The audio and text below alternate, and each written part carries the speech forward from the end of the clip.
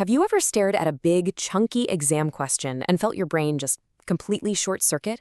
Well, if that sounds familiar, this one's for you. We are going to break down a super simple but really powerful structure to turn that overthinking paralysis into a confident, high-scoring written answer. Let's dive in. Oh yeah, we've all been there, right? The clock is ticking away, the question looks like it's written in another language, and your mind is just a blank page. You know the stuff, but actually getting that first word down feels like climbing a mountain. That's exactly the kind of paralysis we're talking about. But here is the secret. You are not stuck. You're just overthinking it. And the way out isn't to try and cram more facts into your head. Nope. It's having a framework, a roadmap to organize what you already know. These tools give your brain a clear path, and that stops that anxiety spiral right in its tracks. This is how you get out of your own head and just start writing. Okay, so your very first tool for beating that blank page is a simple little acronym called DCCP. Think of this as your secret weapon for writing a really sharp, focused introduction in just a couple of minutes. It sets the whole tone for your answer and gets you started on the right foot. So how does this thing actually work? Well, it's just 4 easy steps. First up, D is for define. What's the main idea or key term in the question? Then C is for clarify. What does that command word, like discuss or analyze, really want from you? The next C is for connect. You got to link the question directly to the case study. And finally, P is for preview. Just give a quick list of the main points you're about to make. Simple. And here's what that looks like when you put it all together. Using an example from our source, this intro quickly defines economic viability. It shows it understands the command word, connects it to the company, Milkshake Press, and then previews the 5 key areas. It's the perfect roadmap for you and for the person marking your paper. All right, our intro is sorted. Now it's time to build the main part of your argument. But here's the thing, we are not going to try and write these perfectly polished paragraphs right out of the gate. No way. We're going to use a much smarter, much less stressful technique, the 2-pass method. The idea here is actually pretty genius. It works by separating 2 different kinds of thinking. In your first pass, you just focus on explaining the general theory or the principle. You can forget about the specifics of the case study for a second. Then, in your second pass, you go back and add a sentence or 2 that ties that big theory directly to the scenario. So here's what pass 1 looks like. We're just talking about the total cost of ownership. See how this is a totally universal principle in procurement?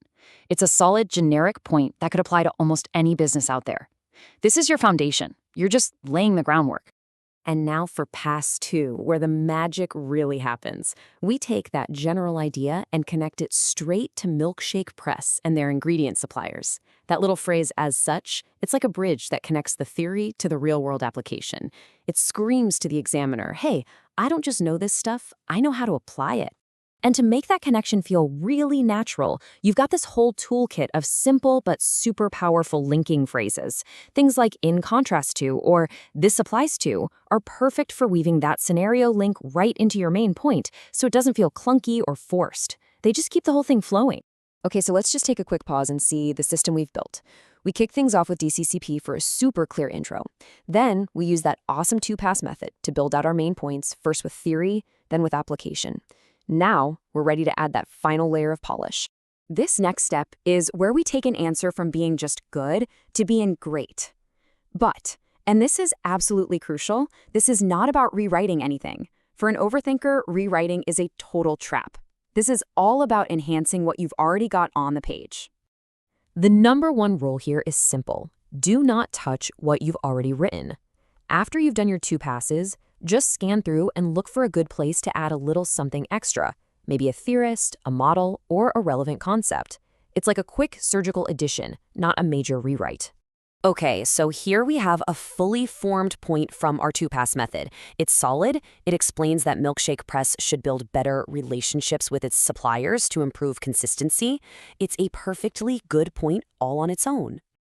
Now watch this. We just pop 1 sentence on the end that connects this whole idea to a recognized model, the chronologic matrix. All of a sudden, that good point has so much more weight and authority. You've just shown a much deeper level of knowledge without rewriting a single word. It's a simple move with a huge impact.